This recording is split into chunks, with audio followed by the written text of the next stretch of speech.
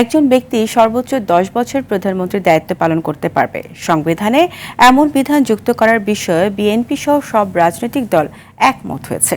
রাজধানীর foreign service একাডেমিতে রাজনৈতিক দলগুলোর সঙ্গে ঐকমত্য কমিশনের বৈঠক শেষে এ কথা জানানো হয়। বৈঠকে সাংবিধানিক ও সংবিধিবদ্ধ প্রতিষ্ঠানের নিয়োগ কমিটির প্রস্তাবকেও স্বাগত জানিয়েছে বেশিরভাগ দল। সাদিয়া কানিজ জানাচ্ছেন এরই বিস্তারিত। ঐকমত্য কমিশনের সঙ্গে দ্বিতীয় ধাপের ষষ্ঠ দিনের বৈঠকের শুরুতে রাজনৈতিক দলগুলোর মধ্যে ছিল প্রাণচাঞ্চল্য।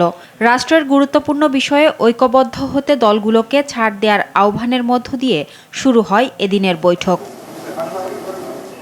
রাষ্ট্রের মূলনীতি, রাষ্ট্রপতি নির্বাচন সহ গুরুত্বপূর্ণ 5 বিষয়ের উপর আলোচনা শুরু হয়। সংবিধানের মূলনীতিতে সাম্য, মানবিক মর্যাদা সহ আরও 5টি বিষয় যুক্ত করার প্রস্তাব দেয় কমিশন। তবে কিছু বিষয়ে এখনও রয়ে গেছে মতানৈক্য।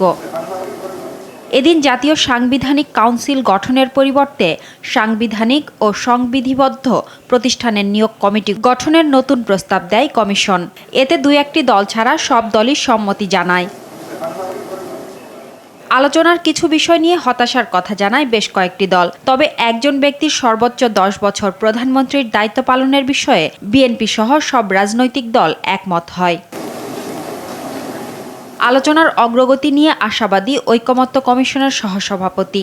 বলেন, সব বিষয়ে আগামী সপ্তাহে সুনির্দিষ্ট প্রস্তাব পেশ করা হবে। বিদ্যমান সংবিধানের রাষ্ট্র পরিচালনার ক্ষেত্রে যে 4 মূলনীতি সেটা অব্যাহত বা অটুট রাখার বিষয়ে কয়েকটি দল মতামত দিয়েছে। সে বিষয়ে কয়েকটি দলের ভিন্ন মত আছে।